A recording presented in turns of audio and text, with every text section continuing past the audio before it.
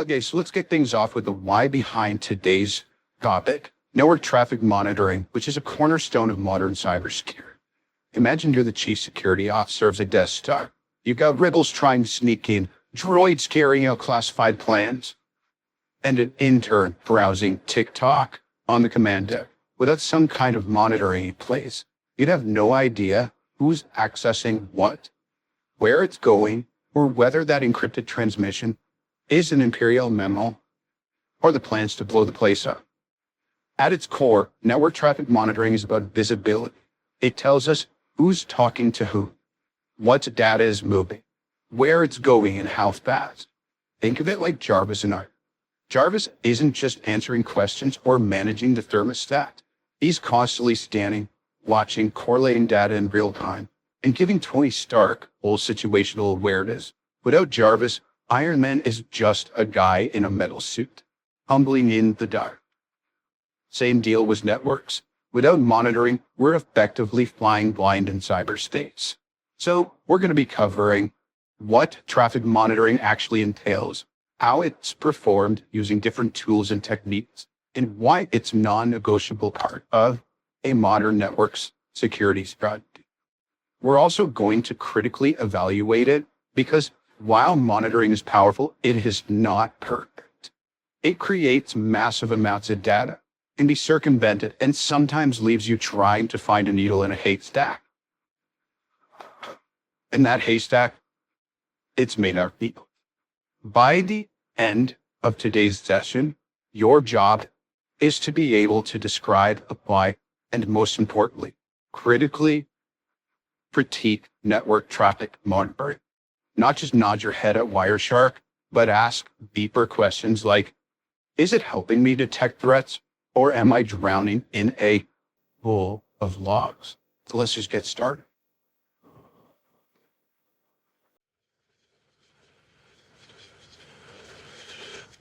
Well, let's get into the fundamentals, what we actually mean when we say network traffic monitoring. At its simplest, this is the process of capturing and analyzing data that is moving through a network. In motion, in real time. It's like setting up a CCTV camera on every digital hallway, watching packets zip around like little data drones. Think of your network as the Hogwarts castle. You've got students, your endpoints, moving through hallways, casting spells, your packets, sneaking into restricted sections, privileged boards, and occasionally being hexed by a rogue wizard. That's your malware. Network monitoring is your marauder's map. It shows you who's where, what they're doing, and gives you early warning when someone's up to no good. But what kind of data are we collecting? IP headers. They tell us where the packet came from and where it's going. Your ports and protocol. They reveal what kind of conversation is happening. HTTP, SSH, DNS, timestamps, and flow data.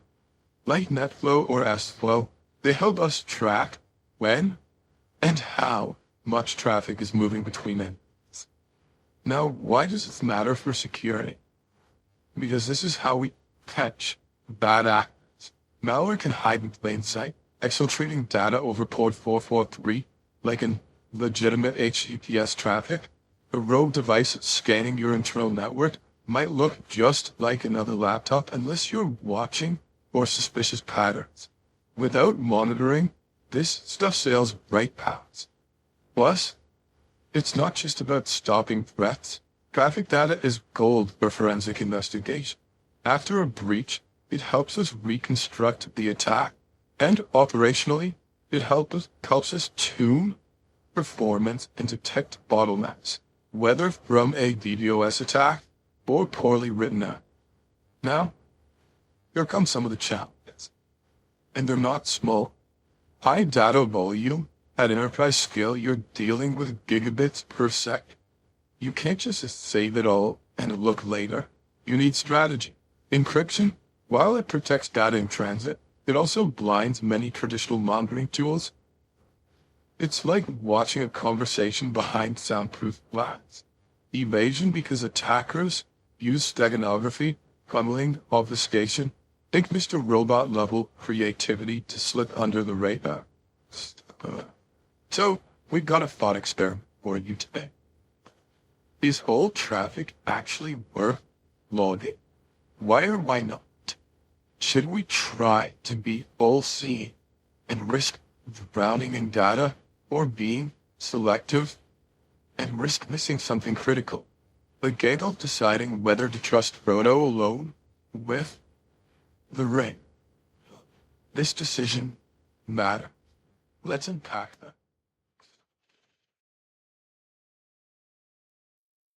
Now that we have an understanding of network traffic monitoring, let's talk tools and techniques. The actual gear in our cybersecurity toolbelt.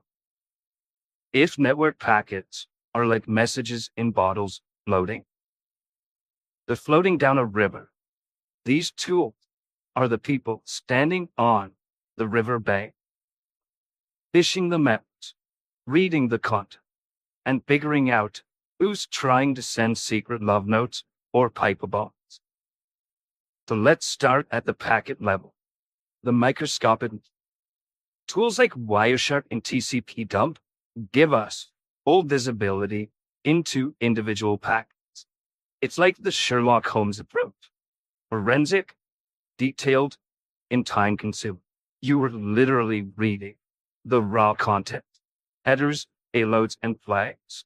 But sometimes you don't need every letter in the bottle. You just want to know who's been talking to who and how often. That's where the flow level tools come in. NetFlow, SFlow, and Zeek give you summaries, IP addresses, protocols, byte counts, timestamps. Think of them as the metadata layer, like your phone bill, showing you that you called someone, for how long, and when, but not what you said. Then you've got the big hitters, intrusion detection systems such as Suricata and Snort. These tools sit in line or off a span, scanning traffic for known attack signatures or behavioral anomalies. Snort is more signature focused, kind of like an antivirus or the network.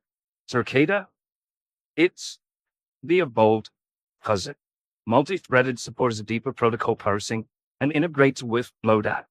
Think of it like the difference between Batman in Year One versus Batman with Lucius Fox. His entire R&D lab. Now in terms of technique, we've got packet snipping and filtering. This is where we intercept live traffic, apply filters, and isolate interesting flows. Session reconstruction.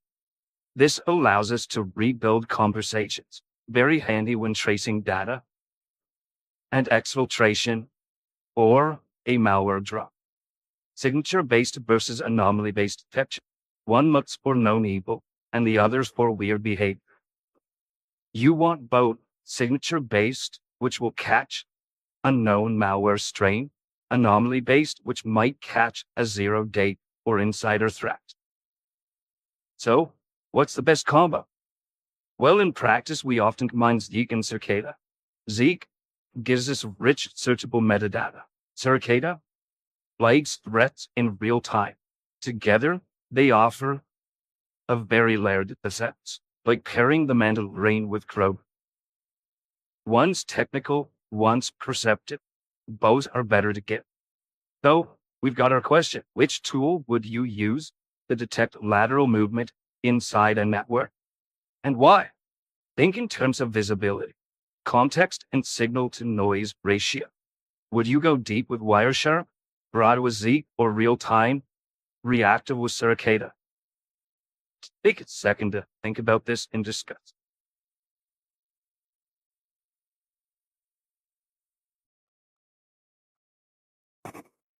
So far, we've been talking theory. Let's now ground this in real-world cases. The cyber equivalent of autopsy reports. These incidents show us how network traffic monitoring can make or break an investigation. or even an entire organization. We're going to start with the infamous targeted breach of 2013. Hackers compromised the HVAC contract, pivoted into the internal network, and dropped malware on point-of-sale terminals. What's wild is that the credit card data was exfiltrated over the holiday season, right under the radar. Eventually, network traffic anomalies like outbound connections from point-of-sale systems to unfamiliar IPs triggered the alarms. But the big lesson here was those alarms were buried in alert fatigue. Alert fatigue had already set in. This is like the boy who cried wolf. But in Cyberland, the wolf is 40 million credit cards. Fast forward to 2020, and we've got the SolarWinds compromise where attackers slipped a Trojanized update into the Orion software, which thousands of government and enterprise networks trusted. Once inside, they established command and control channels, anomalous outbound traffic from trusted infrastructure. But because Orion was already allowed for the firewalls, it didn't recognize or raise eyebrows until pattern deviations were spotted. Again, monitoring helped, but only when contextualized. And in the healthcare sector, ransomware campaigns often go undetected until it's too late. A common thread: suspicious SMB traffic. Lateral movement using tools like TS, EXAC, and RDP often show up as unusual internal connections. Say, a lab printer talking to a finance server at 2 a.m. That's a red flag. If you're watching your internal flows, you'll catch that early. Now, what we have learned from all this? First, monitor egress trap. Outbound flows are often your first clue that something's wrong. Second, baseline normal behavior. If you don't know how or what normal traffic looks like, you'll never notice the beard. And third, alert fatigue is real. Just like in Star Trek, you do not want red alert blaring every 5 seconds. You will start tuning it out. You need intelligent alerting, not noise. So how do we do better? With AI-assisted correlation helps things like ELK stats. With machine learning and detect the patterns humans miss. We also need a tighter threshold using behavioral profiling. The idea here is to flag deviations from your baseline, not just from some universal checklist. In short, the lesson here: traffic doesn't lie, but it can be mumbled. Your job is to learn how to listen carefully and not ignore the whispers that precede the scream.